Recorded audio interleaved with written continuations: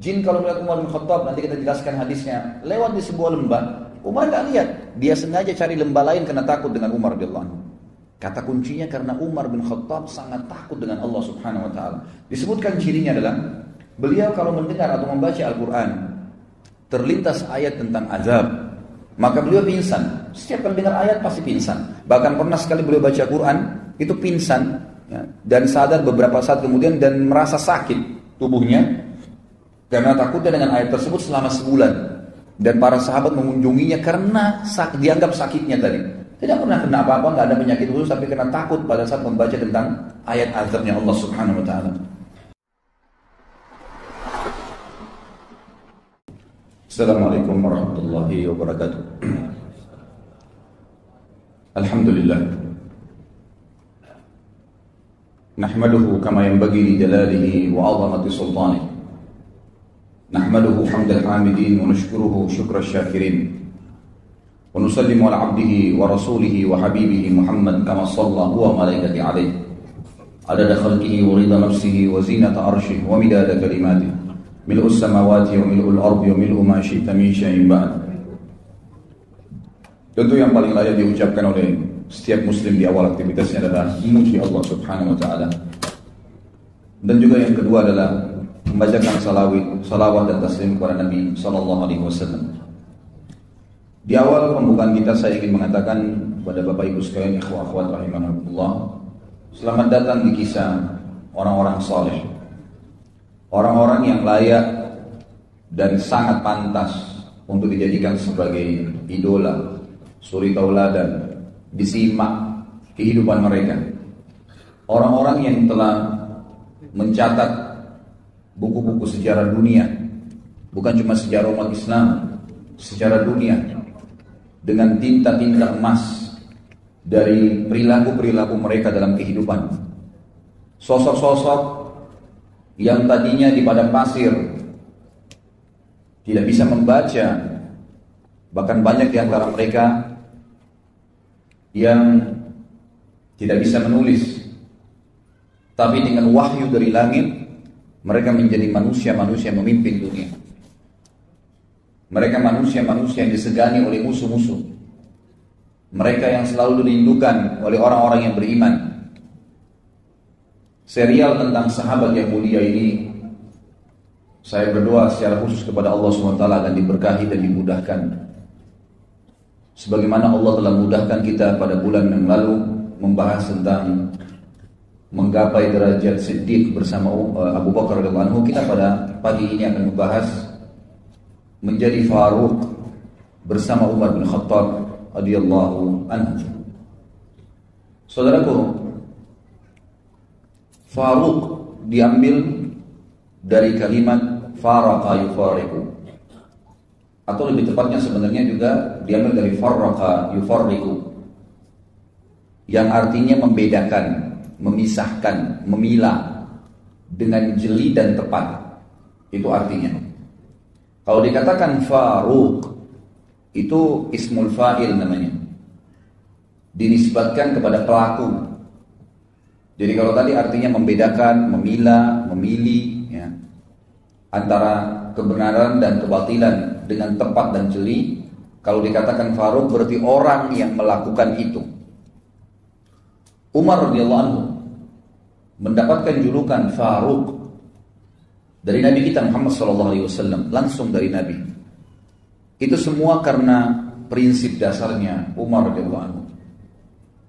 Beliau begitu mengenal Islam, sebagaimana yang kita dengar bagaimana kisah masuk Islamnya, bagaimana kelebihan-kelebihannya, perilaku-perilakunya, bagaimana sosok Umar di zaman jahiliyah yang ganas, yang luar biasa bencinya dengan Islam, yang secara khusus meluangkan waktunya untuk menyiksa kaum muslimin. Umar bin Khattab radhiyallahu anhu pada saat di Mekah sebelum masuk Islam, bukan hanya menyiksa budak dia datang kepada teman-temannya seperti Abu Jahal, Abu Sufyan, Umayyah bin Khalaf, didatangin oleh dia dan dia bantu menyiksa budak-budak temannya sampai sore hari, dari pagi dipukulin, digebukin, macam-macam. Dan Umar bin Khattab pada saat tiba malam, dia meninggalkan orang-orang Islam sambil berkata apa?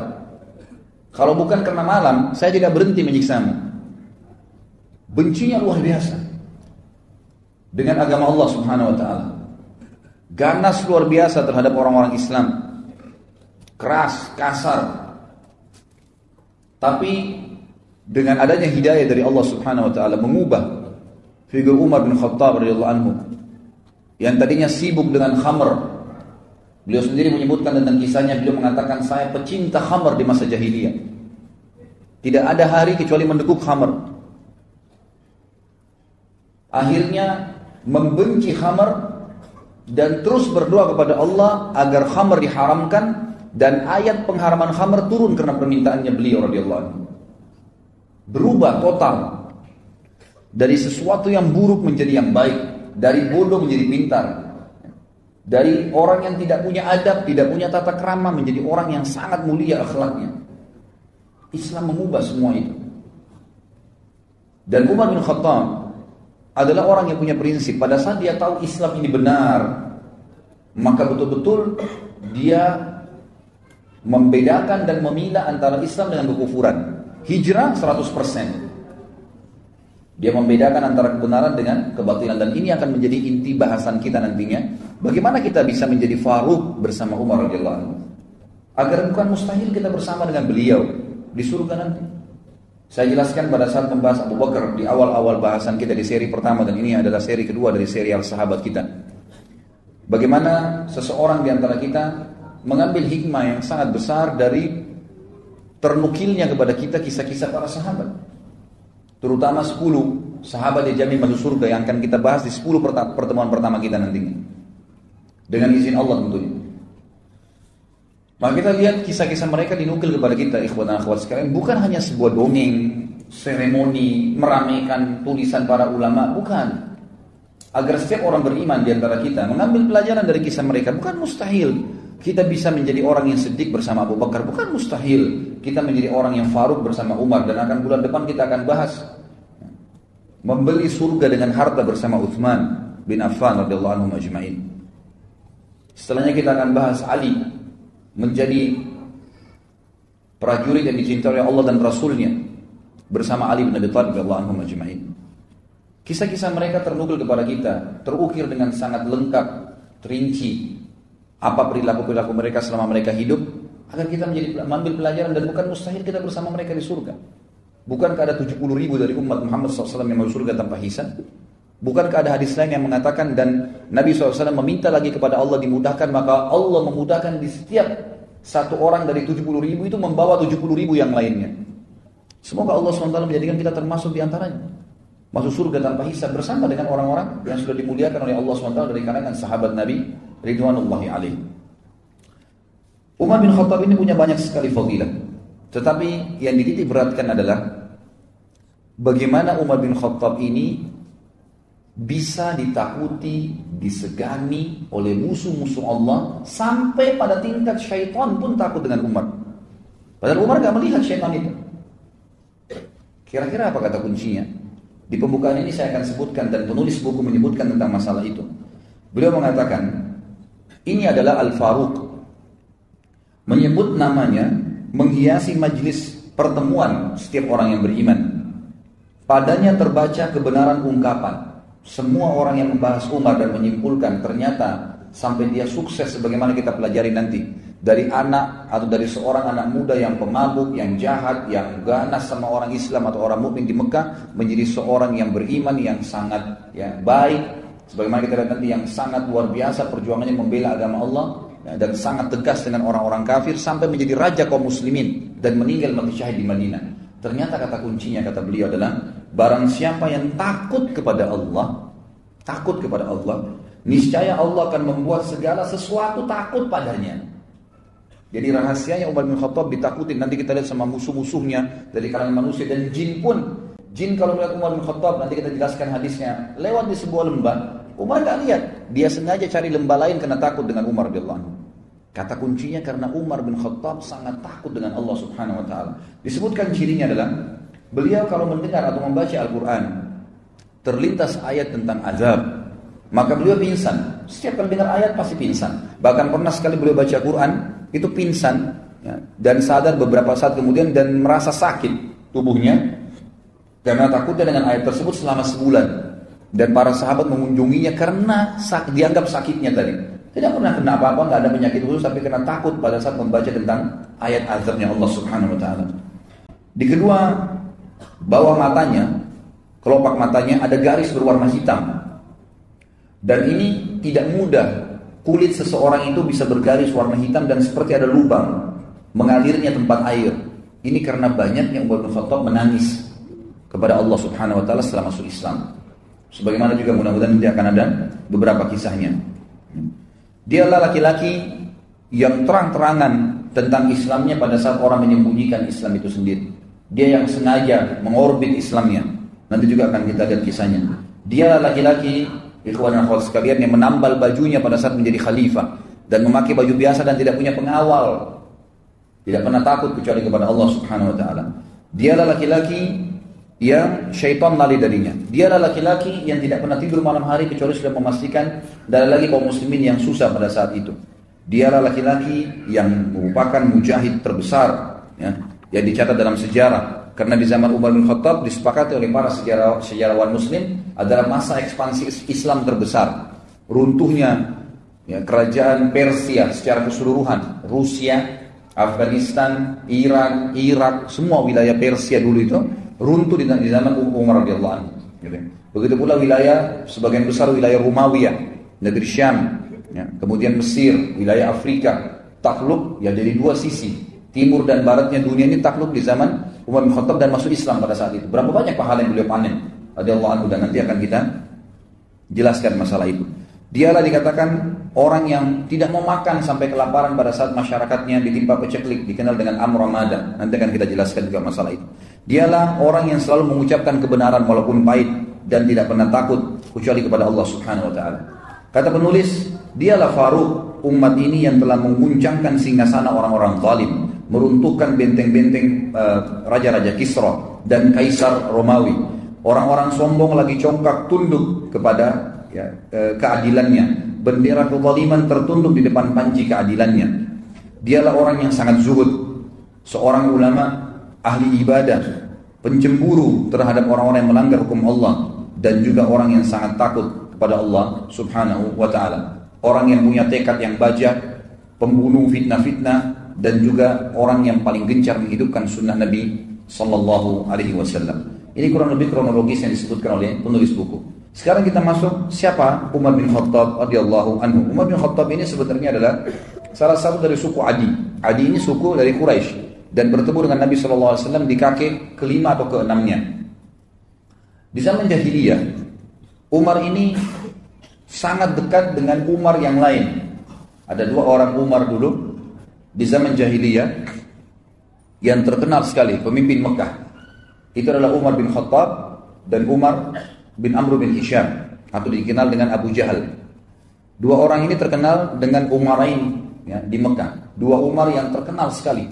Dua-duanya punya prinsip hidup, dua-duanya orangnya kekar, tubuhnya tinggi besar, kepala suku, ya, yang memimpin pada saat itu. Karena di Mekah tidak ada raja, satu raja yang memimpin, tapi semua kepala suku. Mereka bersatu di Darun Nadwa, kemudian mereka, ya, sama-sama mengambil keputusan untuk Mekah. Dan Umar sama Umar bin Amr atau Abu Jahal dengan Umar bin Khattab ini dua-duanya adalah orang yang sangat berpengaruh. Makanya kita akan jelaskan nanti, Umar bin Khattab ini punya kisah masuk Islam. Itu karena doa Nabi SAW. Nanti akan saya jelaskan sebentar. Umar bin Khattab ini tugasnya di masa jahiliyah dulu adalah sebagai duta. Sebagai duta. Dan duta ini adalah sosok orang yang menggambarkan atau menyimbolkan sebuah negara sebagaimana kita tahu. Dan duta ini sama dengan presiden. Dia nggak boleh diganggu dan dia harus punya kelebihan, keterampilan, baik itu dalam membela dirinya ataupun mempertahankan prinsip-prinsip dasar negaranya.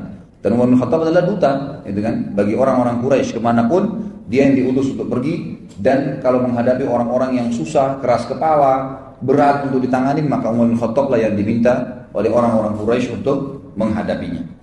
Di masa jahiliyah dia sangat buruk kehidupannya, karena Umar bin Khattab maksudnya buruk dalam pandangan Islam tanda kutip, ya. Beliau selalu mabuk, beliau selalu menyembah berhala. Agak berbeda sedikit dengan Abu Bakar. Abu Bakar memang orang yang dari zaman jahiliyah nggak pernah buat masalah. Memang masa jahiliyah itu subhanallah Abu Bakar hidupnya mulus-mulus saja. Tidak pernah sembah berhala, orang yang suka bersedekah, memang sudah bersahabat dengan Nabi SAW karena dia tinggal satu camp dengan Khadijah, ya, pemukiman pedagang-pedagang di Mekah sebagaimana sudah kita jelaskan pada pertemuan yang lalu. Tapi Abu Bakar itu hidup Abu Bakar. Mungkin tidak semua orang bisa seperti Abu Bakar. Tapi Umar Allah jadikan radhiyallahu anhu ajma'in adalah simbol, ya, rahmatnya Allah Subhanahu wa taala. Ternyata Umar bin Khattab ini kehidupannya luar biasa gitu. Di masa jahiliyah, mabuk tiap hari nyiksa umat Islam, tiap hari nyembah berhala, beragam macam kesalahan dikerjakan oleh Umar bin Khattab radhiyallahu anhu, gitu kan? Maka dengan datangnya Islam, Allah SWT menunjukkan rahmatnya. Asal orang mau taubat, orang mau berubah, orang mau mengikuti kebenaran, Allah tidak akan lihat masa lalunya. Allah tidak akan lihat masa lalunya. Umar bin Khattab ini berselisih para ulama tentang bagaimana kisah masuk Islamnya. Paling tidak ada 3 riwayat yang dinukil oleh penulis buku. Namun yang paling ditarjih, dikuatkan oleh beliau adalah riwayat tentang, ya, atau riwayat Imam Tirmidzi dalam kitab Al-Manaqib tentang Manaqibul Umar bin Khattab yang disahihkan oleh Syekh Albani dalam masalah ini.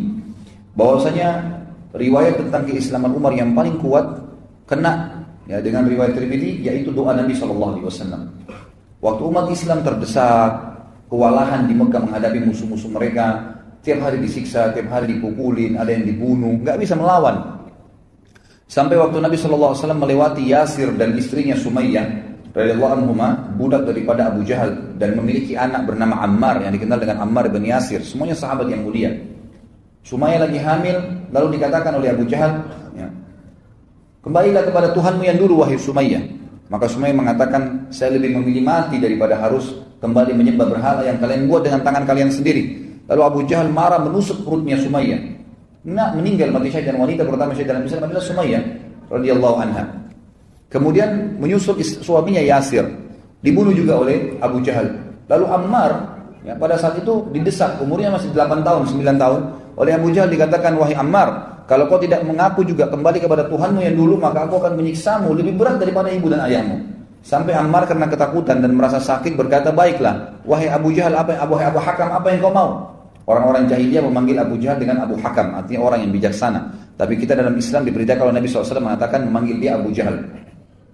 Maka dia mengatakan, baik, apa yang kau mau? Kata Abu Jahal, ya, lewat seekor unta, dia mengatakan, katakanlah kamu kufur kepada Muhammad dan Tuhan yang Muhammad. Dia mengatakan saya kufur. Abu Jahal belum puas nih. Lewat seekor unta, kata Abu Jahal, saya belum puas sampai kau bilang unta ini Tuhan saya.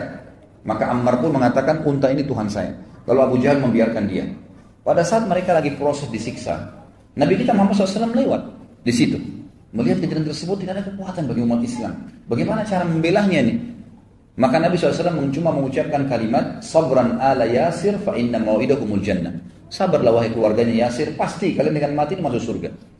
Lalu Nabi SAW lewat menuju ke rumah beliau. Ammar pun mengikuti Nabi SAW lalu berkata, ya Rasulullah, saya telah kufur. Ibu saya dan ayah saya dibunuh oleh Abu Jahal. Dan saya pun dipaksanya, saya mengucapkan secara terpaksa saya kufur kepada risalah anda. Dan saya juga mengatakan unta Tuhan saya.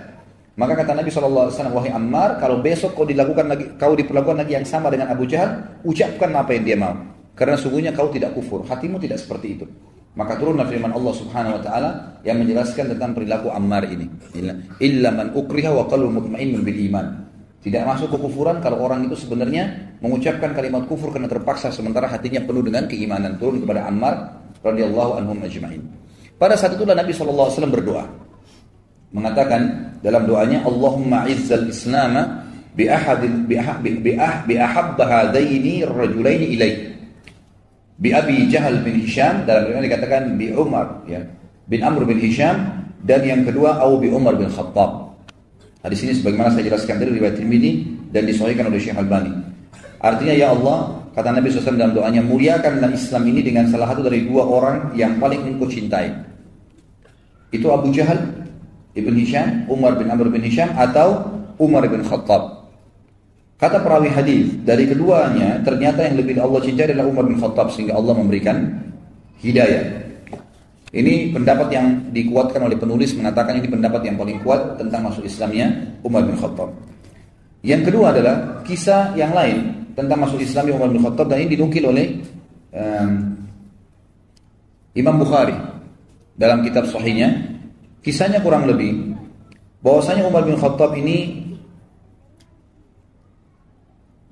pernah marah dengan Nabi Shallallahu Alaihi Wasallam. Jadi setelah melihat kejadian di Mekah, simpang siur, setiap hari orang bicara tentang Muhammad terus.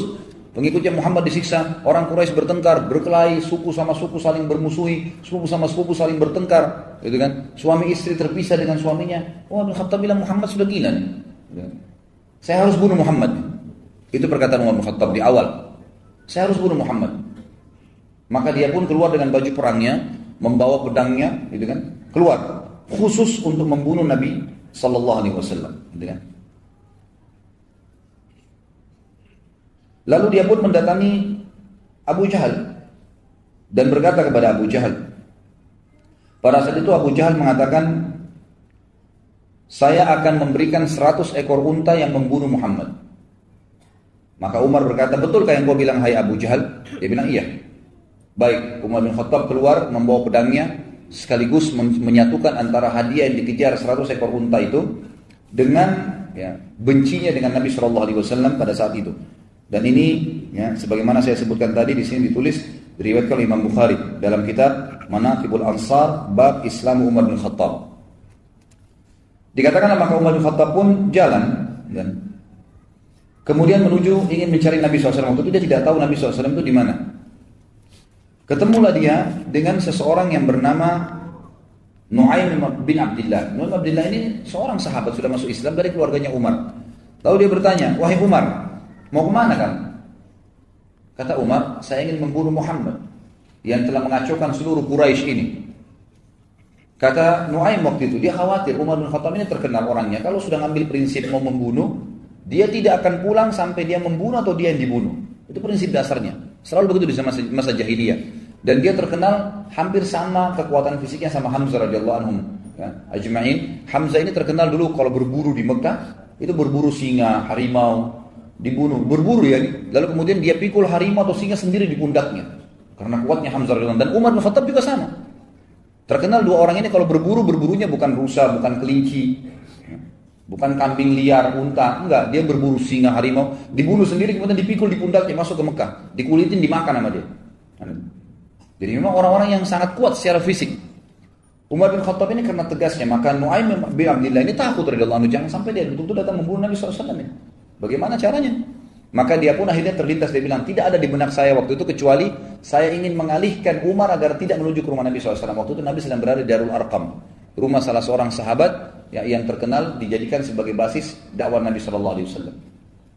Maka Nu'aim bin Abdillah berkata radhiyallahu anhu, wahai Umar, apakah kau mengira nanti suku Abdul Muttalib dan suku Hashim, suku Nabi SAW akan membiarkan kamu kalau kau bunuh Muhammad? Dia bilang, saya nggak peduli, walaupun dua suku itu berperang dengan saya sendiri.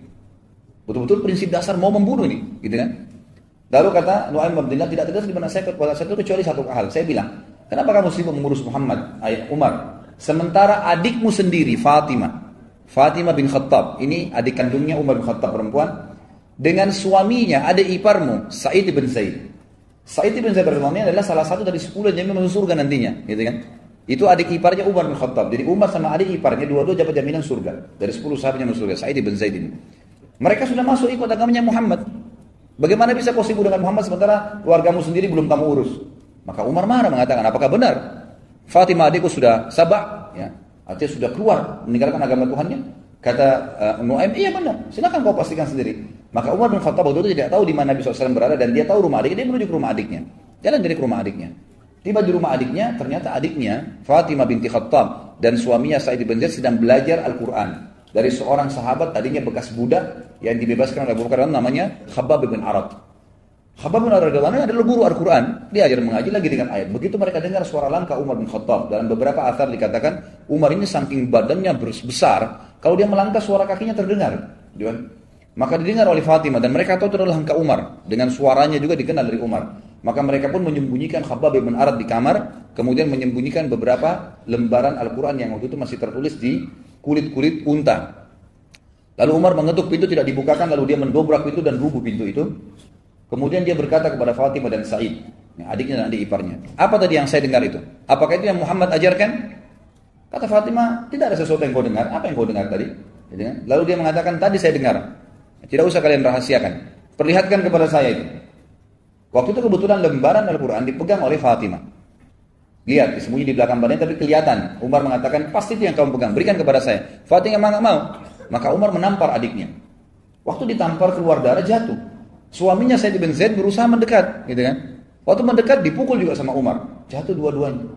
Waktu jatuh, Umar sudah tinggal mengambil kertas saja, tapi kulit itu saja. Tapi Allah SWT memudahkan, waktu itu hatinya Umar terbuka. Dia lihat adiknya jatuh berdarah, belum pernah dia mukul adik kandungnya sendiri. Maka dia pun mengatakan, kenapa kau terlalu ngotot mempertahankan ini? Kata adiknya, jangan kau pegang hai Umar. Karena kau najis, nggak mungkin kamu bisa memegang ini. Kau masih dalam keadaan kafir. Kalau kau mau memegangnya, maka mandilah dulu. Umar pun akhirnya masuk ke dalam rumah, minta pamit, mandi. Setelah mandi dia keluar, dikasihlah lembaran tersebut. Kebetulan waktu itu beberapa ayat di dalam kertas, di dalam kulit itu dari surah Thaha. Surah Thaha. Lalu Umar pun duduk, kemudian membaca. Mulailah membaca. Ya, Thaha, ma anzalna ilaikal qur'ana litashqa illa tadhkiratan liman yakhsha. Terus dia baca, Thaha, ya, kami tidak turunkan Al-Qur'an ini kepadamu untuk kamu sedih hai Muhammad, kecuali hanya peringatan bagi orang-orang yang mau tunduk kepada Allah pencipta langit dan bumi ini. Terus dia baca ayat demi ayat. Enggak lama kemudian Umar bin Khattab seperti orang yang lunak. Kita bisa lihat kalau orang lagi tubuhnya dalam keadaan sombong, yang dia kuatkan, dia tegarkan, dengan orang yang lagi lunak, gitu kan, beda.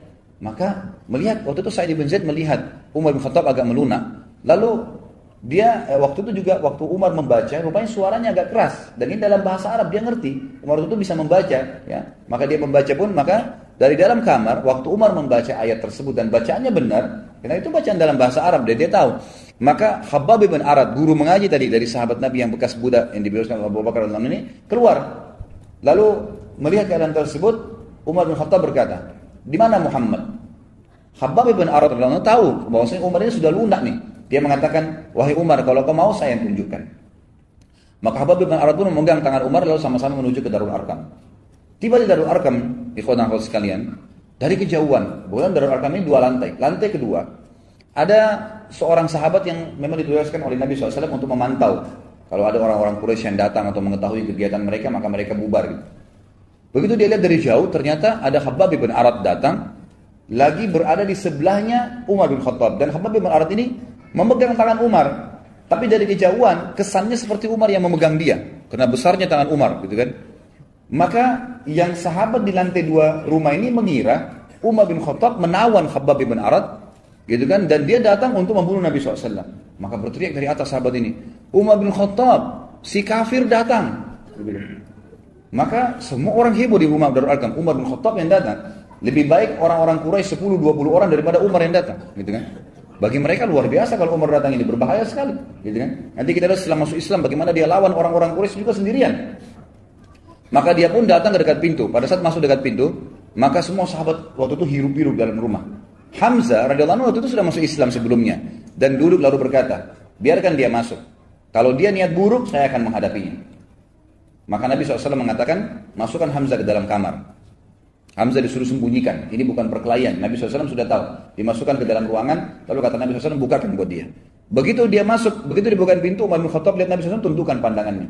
Lalu Nabi SAW memegang pundaknya, bajunya dengan keras dan menyentaknya sambil mengatakan, wahai Ibnu Khattab, apakah kau menunggu azabnya Allah turun padamu baru kau beriman? Maka Umar diam.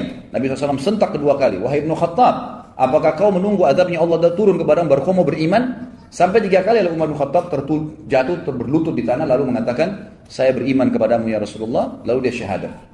Pada saat dia syahadat, seluruh Darul Arqam bertakbir. Karena besarnya takbir kaum muslimin, bangga dengan Umar masuk Islam, terdengar sampai di dekat Ka'bah takbir mereka. Gitu kan? Jadi saking besarnya. Ini salah satu kisah yang berhubungan dengan masuk Islamnya Umar bin Khattab. Riwayat yang lain maksud saya. Riwayat yang ketiga adalah riwayat yang dinukil oleh Imam Ahmad, ya. Mohon maaf, bukan. Riwayat di sini dikatakan sebenarnya sanadnya dhaif, ya. Sanadnya dhaif, tapi ini disebutkan oleh Imam Al-Dhahabi dalam Al-Mizan. Ini dikarenakan karena riwayat ini terdapat Abdurrahman bin Harith, seorang rawi yang jujur sebetulnya, tapi dia memiliki kekeliruan dalam meriwayatkan hadis. Jadi sebenarnya dhaifnya lemah pun tidak terlalu lemah. Ya karena dia bukan pembohong, dia bukan ahli maksiat, cuman dia kadang-kadang keliru kalau menyampaikan hadis. Lafadznya ada yang tertukar. Maka didhaifkan.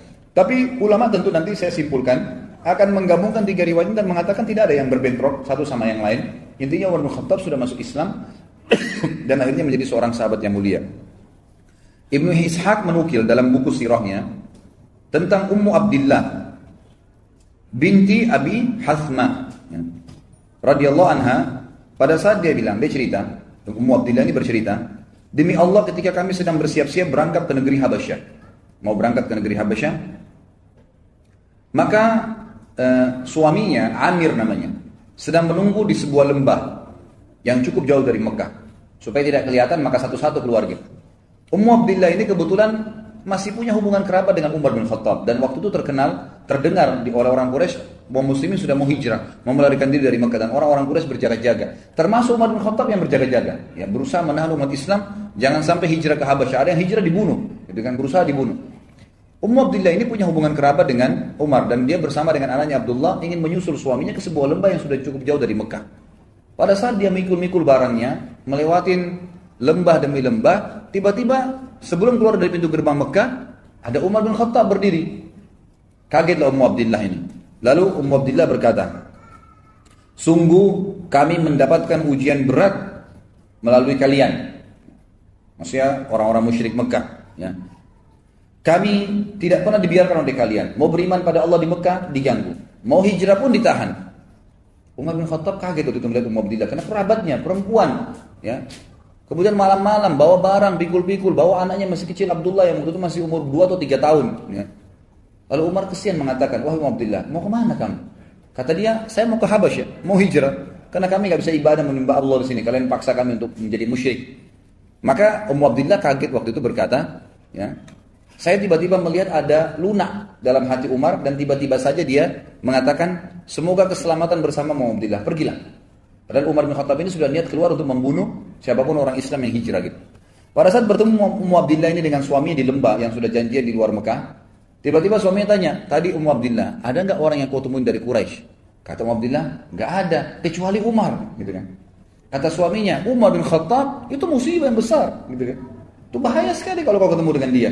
Lalu kata Ummu Abdillah, tapi dia sempat lunak. Dia bahkan mengatakan kepada saya, semoga engkau selamat wahai Ummu Abdillah. Mudah-mudahan menjadi penyebab masuk Islamnya, gitu kan.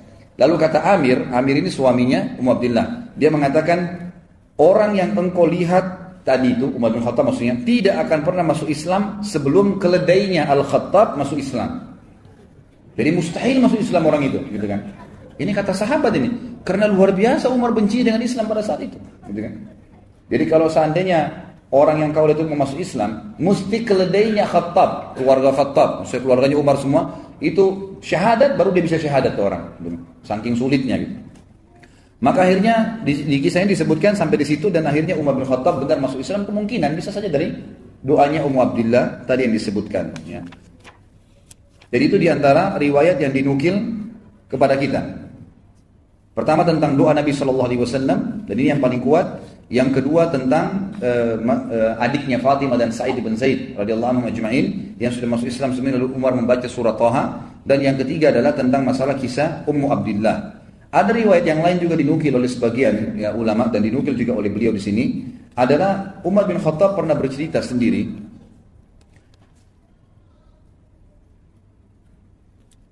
Dia mengatakan, aku dulu adalah orang yang sangat membenci Islam, pecandu khamar di zaman jahiliyah. Aku sangat menyukai dan selalu meminumnya. Kami mempunyai sebuah tempat di sana orang-orang Quraisy berkumpul untuk minum-minum dan mabuk-mabuk. Ya. Dan pada saat itu, satu malam aku keluar untuk berkumpul dengan teman-temanku untuk mabuk-mabuk. Lalu aku melihat, ya Rasul ini Umar cerita setelah dia masuk Islam ya. Lalu aku melihat Rasulullah SAW sedang di dekat Ka'bah dan sedang menyembah Allah. Maka aku pun berkata, cobalah aku mendengarkan apa yang disampaikan oleh Muhammad. Ini riwayat lain ya. Lalu kemudian aku pun menyelipkan diri di antara kiswanya Ka'bah. Sampai mendekat, tidak ada yang memisahkan antara aku dengan Muhammad kecuali kiswah Ka'bah. Lalu aku dengarkan apa yang dibaca oleh Muhammad sehingga menyentuh hatiku. Lalu aku pun akhirnya mendengarkan suara dari Nabi SAW setelah hatiku tersentuh. Apa yang membuatmu datang ke sini wahai Ibnu Khattab? Maka aku menjawab, aku datang untuk beriman kepada Allah dan Rasulnya serta kepada apa yang dibawa oleh Rasulnya. Maka Rasulullah SAW pun memuji Allah sambil berkata, Allah telah memberimu petunjuk wahai Umar. Kemudian Nabi SAW mengusap dadaku kata Umar dan mendoakanku agar aku bisa teguh. Kemudian aku meninggalkan beliau dan beliau masuk ke dalam rumahnya. Ini dinukil oleh beliau di footnote nomor 15, dikatakan diriwayatkan oleh Atha dan Mujahid tentang Islamnya Umar. Ibnu Ishaq juga menyebutkan di dalam buku sirahnya bahwasanya Abdullah bin Abi Naji al-Makki menyampaikan kepadaku dari Ishaq, dan sanadnya ini mursal tapi memiliki penguat dari riwayat-riwayat yang lain. Ringkas cerita adalah Umar bin Khattab dari 4 riwayat, jadi bukan 3, dari 4 riwayat ini ya semua dinukil bahwasanya bagaimana beliau masuk Islam. Terlepas daripada itu, kata ahli sejarah dan penulis buku secara khusus mengatakan ini ya, kalau kita mau gabungkan semua riwayat, tetap riwayat yang paling kuat tadi adalah riwayat yang menceritakan dari doa Nabi SAW. Karena memang kalau doa Nabi maka semua jadi penyebab beliau akhirnya masuk Islam, dan kasuistik tadi yang lainnya semua karena penyebab beliau masuk Islam saja. Lalu kita masuk setelah masuk Islam. Pada saat Umar bin Khattab mengucapkan syahadat, maka yang paling pertama dia lakukan 2 hal. Begitu dia syahadat depan Nabi SAW, dia melakukan 2 hal. Yang pertama adalah dia langsung bertanya. Kata Ibnu Umar radhiyallahu anhu dalam riwayat yang sahih, riwayat Imam Bukhari, disebutkan bahwasanya pada saat Umar bin Khattab masuk Islam syahadat, dia menanyakan kepada para sahabat, siapakah di antara orang-orang Quraisy yang paling tidak bisa pegang amanah? Lisannya langsung suka gosipin orang. Kata beberapa sahabat di sebelah Umar, Jamil bin Mu'ammir. Ada seseorang yang bernama Jamil bin Mu'ammir. Coba temuin orang ini mengatakan itu, namanya Jamil bin Mu'ammir. Lalu Umar bin Khattab mengatakan, di mana dia? Kata sebagian orang, di dekat Ka'bah. Ibnu Umar yang menukir riwayat ini mengatakan, saya lalu mengikuti ayah saya. Pada saat menemui ya, Jamil bin Mu'ammir ini lagi duduk depan Ka'bah, ayahku pun mendekati sambil berkata, wahai Jamil, apakah kau belum tahu apa yang terjadi dengan saya? Kata Jamil, tidak. Ada apa wahai Ibnu Khattab? Lalu kata Umar, saya sudah menjadi pengikut Muhammad, gitu kan? Lalu kata Abdullah bin Umar, belum sempat Umar bin Khattab, ayah saya masih mau ceritain nih bagaimana masuk Islamnya. Jamil bin Mu'ammir ini memang tukang gosip yang super, gitu kan? Sampai dia bilang belum dengar ceritanya apa, berdiri langsung menuju ke dekat Ka'bah, ya tanpa melihat wajah ayah saya sedikit pun, lalu berkata dekat Ka'bah, Umar bin Khattab telah murtad, telah sabak itu menyembah selain Allah, selain Tuhan-Tuhan mereka. Maka orang-orang Quraisy pun datang dan akhirnya mengeroyoki Umar. Ya, mengeroyoki Umar. Waktu Umar ditanya oleh orang Quraisy sebelum dikeroyokin, wahai Umar, apa kau sudah sabak? Sabak itu berarti sudah murtad dari agama kita, menyembah selain berhala-berhala yang kami sembah. Kata Umar, tidak, saya enggak sabak, saya enggak murtad, tapi saya sudah asyhadu an la ilaha illallah wa anna Muhammadar Rasulullah. Malah dia syahadat depan mereka, gitu kan. Maka dalam riwayatnya dikatakan Umar bin Khattab pun dikeroyokin oleh orang-orang Quraisy. Riwayat yang kedua, ini riwayat menjelaskan, maka Umar pun dikeroyokin orang Quraisy, lalu dia berkelahi sama mereka dari pagi itu sampai sore. Sendirian dia lawan, gitu kan. Pada saat Umar bin Khattab capek, letih, ada 2 riwayat di sini. Riwayat yang pertama menjelaskan, khusus masalah riwayat yang pertama ya. Nah, nanti riwayat yang kedua tentang bagaimana saat dia masuk Islam, apa perilakunya. Ini masih riwayat yang pertama, tapi khusus masalah pada saat dia dikeroyokin ada 2 riwayat lagi. Di sini menjelaskan. Riwayat yang pertama adalah Umar bin Khattab berkelahi sampai dia lelah. Begitu dia lelah, Umar bin Khattab duduk di tanah sambil berkata, lakukan apa yang kalian mau lakukan. Silakan pukulin saya, terserah. Demi Allah kalau kami ada jumlahnya 300 orang saja yang sudah beriman sama Allah, maka kami memiliki Mekah atau kalian jadi pemilik Mekah. Artinya kami terus akan berkelahi dengan kalian sampai Mekah ini takluk. Kalau kami 300 orang. Riwayat yang lain mengatakan, waktu Umar bin Khattab letih, Umar bin Khattab balik melihat siapa di antara yang sedang keroyokin dia yang berkelahi ini, pemimpinnya Quraisy. Ada ditemukan ada satu pemimpin Quraisy, waktu itu tidak disebutkan namanya, dipegang ya badannya sama Umar, ditidurkan di tanah, lalu sama Umar ditusuk matanya. Umar bilang, kalau kau tidak suruh, jadi Umar lagi digebukin nih, tapi orang itu di bawahnya Umar tusuk matanya. Umar bilang, kalau kau tidak berhentikan mereka, matamu akan saya butakan. Maka dia pun teriak, lepaskan Umar sudah gila mau butain mata saya. Akhirnya orang-orang pada tinggalin Umar waktu itu. Itu riwayat yang berhubungan dengan masalah waktu dikeroyokin. Riwayat yang lain menjelaskan, tapi ini riwayat sebenarnya yang pertama lebih kuat, karena diriwayatkan oleh Imam Bukhari. Kalau ini riwayat lebih hasan, yang diriwayatkan hasan adalah sebagian mendhaifkannya. Tapi yang jelas riwayatnya juga dipegangi oleh sebagian ahli sejarah karena penguat dia. Waktu Umar bin Khattab masuk Islam, dia berkata kepada Nabi SAW, ya Rasulullah, bukankah kita dalam keadaan benar? Ini baru syahadat nih, belum belajar banyak hukum, gitu kan? Apakah kita, bukankah dalam keadaan benar? Kata Nabi SAW, benar. Bukankah orang Quraisy dalam keadaan salah, batin, menyembah berhala salah? Karena tadi sebelumnya dia sudah menyembah berhala, gitu kan? Kata Nabi SAW, benar. Kata Nabi SAW, kalau kata Umar, kalau begitu kenapa kita tinggal ya Rasulullah? Ayo kita perangin aja. Gitu kan? Padahal ini masih baru berapa belas orang, gitu kan? Maka Nabi SAW waktu itu mengatakan, sabarlah wahai Ibnu Khattab, sesungguhnya Allah belum perintahkan itu padaku. Jadi ini riwayat yang lain tentang perilaku Umar bin Khattab pada saat dia masuk Islam. Penulis buku di sini langsung pindah ke kisah, bukan lagi di Mekah. Karena di Mekah tidak terlalu banyak kisahnya Umar bin Khattab radhiyallahu anhu, tapi kita masuk ke kisah lebih banyak nanti bagaimana dia setelah masuk Islam, bagaimana pada saat dia hijrah, dimulai dengan pada saat hijrah, bagaimana pada saat hidup di Madinah, peperangan-peperangan yang dia hadiri bersama Nabi SAW, janji-janji Nabi SAW kepada diri beliau pribadi, kemudian juga apa perilaku beliau pada saat beliau jadi khalifah. Itu akan banyak fokus di situ.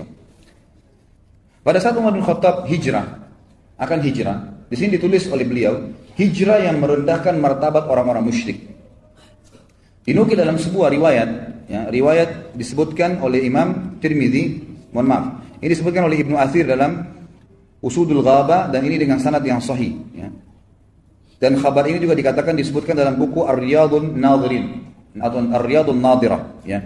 Ini disebutkan juga dengan riwayat-riwayat yang sahih, bahwasanya Umar bin Khattab pada saat akan hijrah ke Madinah, maka Ibnu Abbas meriwayatkan, Ibnu Abbas berkata, aku telah mendengarkan Ali bin Abi Thalib menceritakan.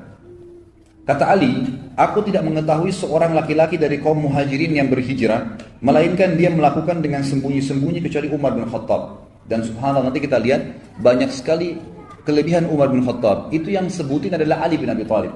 Yang justru riwayat-riwayat ini anehnya kenapa tersembunyi dari teman-teman orang-orang kita Syiah ini, yang semoga Allah berikan hidayah, gitu kan? Kenapa mereka tidak merenungi masalah ini gitu? Malah terbalik, mereka menganggap kayak membenci, ya, atau ahli sunnah membenci Ali. Padahal kita menghormati Ali radhiyallahu anhu, dan Ali ini adalah mertua Nabi, mertua Umar bin Khattab di akhir hidupnya Umar bin Khattab. Sebagaimana kita tahu, Umar bin Khattab nanti di akhir hidupnya menikah dengan Ummu Kalthum, adiknya Hasan dan Husain, dan Umar bin Khattab meninggal di paha, ya, Ummu Kalthum itu sendiri.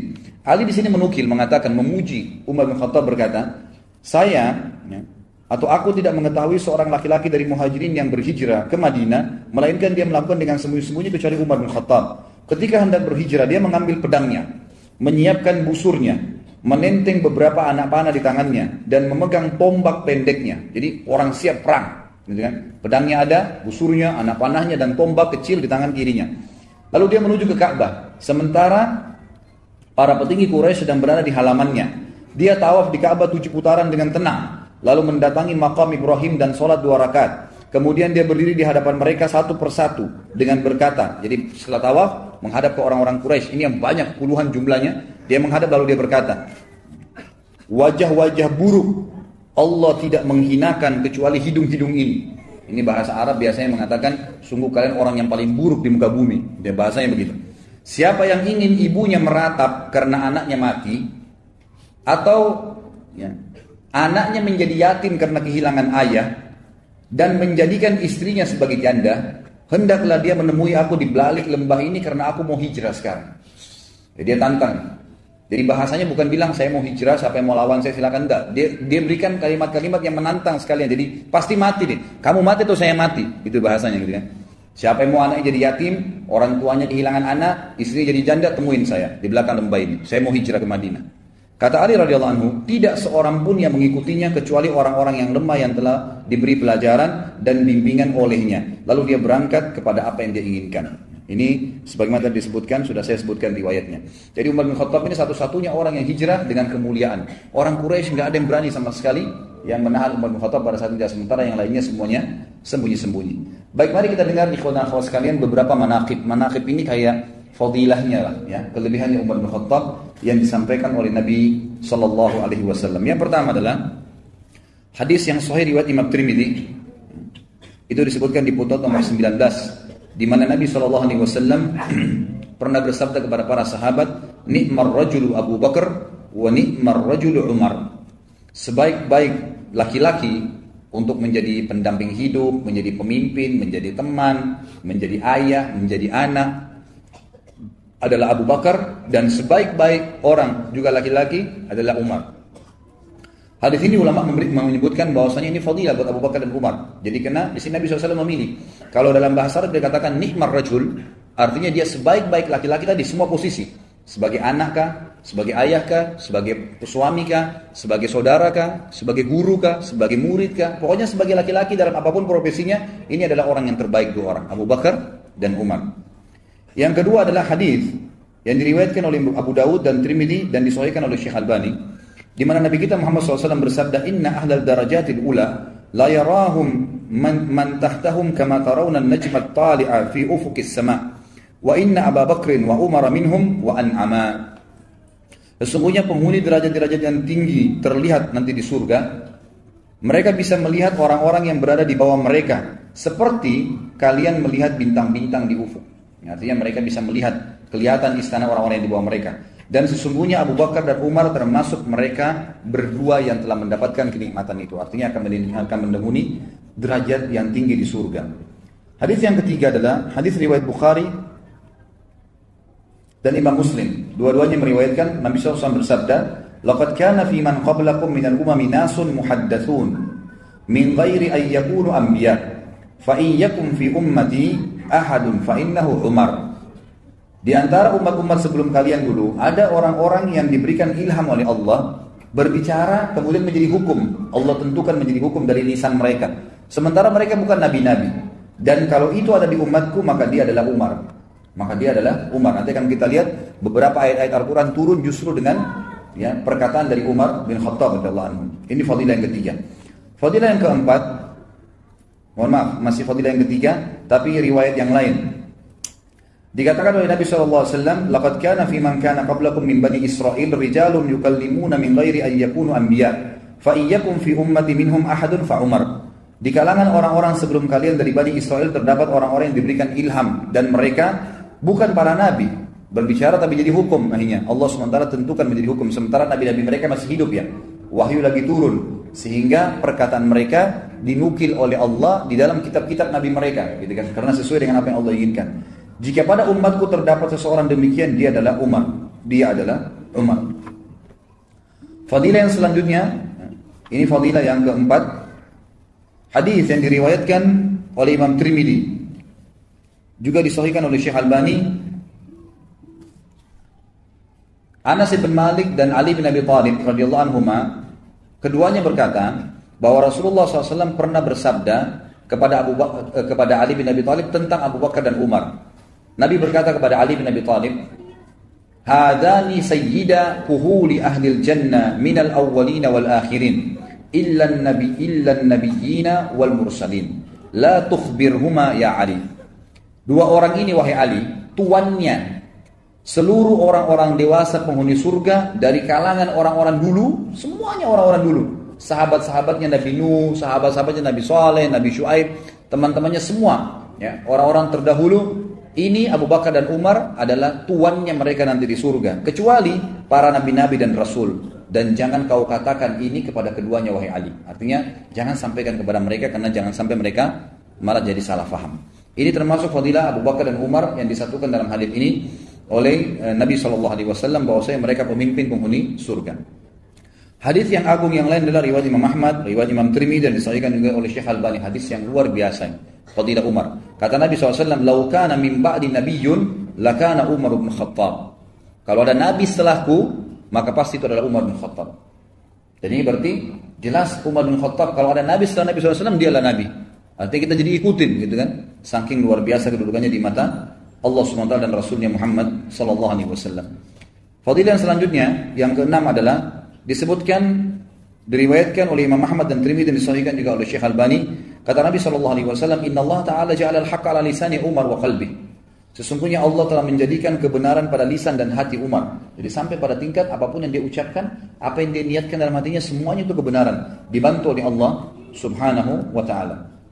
Ibnu Umar berkata, tidak ada sesuatu perkara yang menimpa manusia di zaman Nabi SAW, lalu mereka berpendapat tentang perkara tersebut, dan Umar pun berpendapat tentang perkara tersebut, kecuali Al-Quran turun sejalan dengan pendapat Umar. Ya, ini dinukil dalam riwayat Imam Ahmad.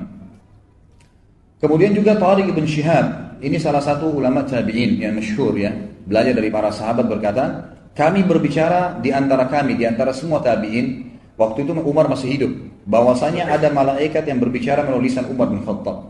Jadi seperti apa yang diucapkan itu semua sesuai dengan syariat, nggak ada yang keluar dari situ. Ini sahih riwayat Imam Ahmad. Kemudian disebutkan juga dalam fadilah yang ketujuh, ya. Fadilah yang maksudnya dalam hadis ya. Kalau tadi Abdullah bin Umar itu dan Tariq bin Shihab itu pujian mereka. Tapi sini hadisnya adalah fadilah yang ketujuh. Nabi SAW pernah melihat Umar bin Khattab dalam hadis riwayat Ahmad dan Abdul Razak, dan dihasankan oleh Syekh Albani. Nabi SAW pernah melihat Umar bin Khattab memakai baju putih. Lalu Nabi SAW menanyakan, barukah Umar atau baju bekas? Pernah dicuci? Kata Umar, baju bekas ya Rasulullah. Lalu Nabi SAW mengucapkan doa, dan doa ini akhirnya menjadi doa yang dianjurkan untuk setiap muslim mengucapkan kepada muslim yang lain kalau pakai baju baru. Ilbis jadidan wa ish hamidan wa mut syahida. Semoga kau selalu pakai baju baru, hai Umar. Semoga hidupmu selalu terpuji. Dan juga semoga pada saat kau mati syahid. Sebagian ulama mengatakan mati syahidnya Umar ini karena doa Nabi SAW untuknya dalam pakai baju tadi. Fadilah yang selanjutnya yang ke-8 adalah pernah Nabi SAW, hadis ini riwayat Bukhari dan juga Abu Daud dan Tirmidzi. Waktu di perang Uhud, pasukan muslimin terdesak dan Nabi SAW mengajak sahabat untuk naik di atas gunung Uhud. Waktu itu Nabi SAW didampingi oleh Abu Bakar, Umar dan Uthman radhiyallahu anhum ajma'in. Maka tiba-tiba goncanglah Uhud. Maka Nabi SAW bersabda, "Uthbut Uhud fa inna 'alaika fama 'alaika illa nabiyyun wa siddiqun wa syahidan." Tenanglah wahai Uhud, karena di atasmu ada seorang nabi, seorang siddiq Abu Bakar dan 2 orang yang akan mati syahid. Maksudnya Umar dan Uthman. Dan memang Umar nanti akan kita lihat di akhir pembahasan kita bagaimana beliau mati syahid dibunuh oleh Abu Lu'lu' al-Majusi, salah satu orang yang kafir pada saat itu. Kemudian fadilah yang selanjutnya, saya tidak usah sebutkan nomornya, mungkin 9, yang ke-10 dan seterusnya, adalah pernah Nabi SAW menjelaskan di dalam hadis riwayat Imam Ahmad dan Imam Muslim juga Nasai dengan sanad yang sahih. Nabi SAW pernah bercerita tentang umat-umat sebelum kita gitu. Kata Nabi SAW, ketika seorang pengembala bersama domba-dombanya, datanglah seekor serigala mau mengambil domba. Lalu berhasil ditangkap sama dia. Berhasil serigala itu mengambil dombanya lalu pergi. Lalu si pengembala mengejarnya. Kemudian serigala itu berbicara mengatakan, kalau saya sudah memangsa seperti ini, kau tidak akan bisa mengambilnya. Kata si serigala dalam bahasa si pengembala. Sampai pengembalanya berhenti, gak jadi ngejar. Gitu kan. Kok bisa serigala ngomong? Lalu kata Nabi SAW, dan juga dari sisi lain, ada seseorang yang sedang membajak, yang sedang menggunakan sapinya. Gitu kan. Tapi tidak digunakan untuk membajak sawah, digunakan untuk memikul barang-barang yang berat di punggungnya. Lalu sapi itu berbicara mengatakan, ya, saya tidak diciptakan untuk ini, kepada pemilik sapinya. Lalu sahabat semua mengatakan, subhanallah, maksudnya antara yakin dengan tidak gitu. Apa kata Nabi SAW? Sungguh aku, Abu Bakar dan Umar percaya tentang itu. Jadi artinya kalau sudah penyampaian dari saya, nggak ada keraguan. Masalah serigala bisa bicarakah, sapi bisa bicarakah, intinya dari Allah pasti kami percaya. Saya, aku, Abu Bakar dan Umar percaya tentang masalah itu. Dan ini sebuah fadilah. Artinya semua orang ragu tapi beliau dengan Abu Bakar dan Umar yakin dengan masalah itu. Kemudian Nabi SAW juga bersabda dalam fadilah yang selanjutnya, ini diriwayatkan oleh Imam Ahmad dan Tirmidzi dan Ibnu Majah dan juga disahihkan oleh Syekh Albani. Bunyinya, ar'afu ummati bi ummati Abu Bakar wa ashadduhum fi dinillahi Umar. Wa fi riwayah arhamu ummati bi ummati Abu Bakar wa ashadduhum fi amrillahi Umar. Umatku yang paling mengasihi umatku yang lain, umatku dari umatku yang paling mengasihi umatku secara global adalah Abu Bakar.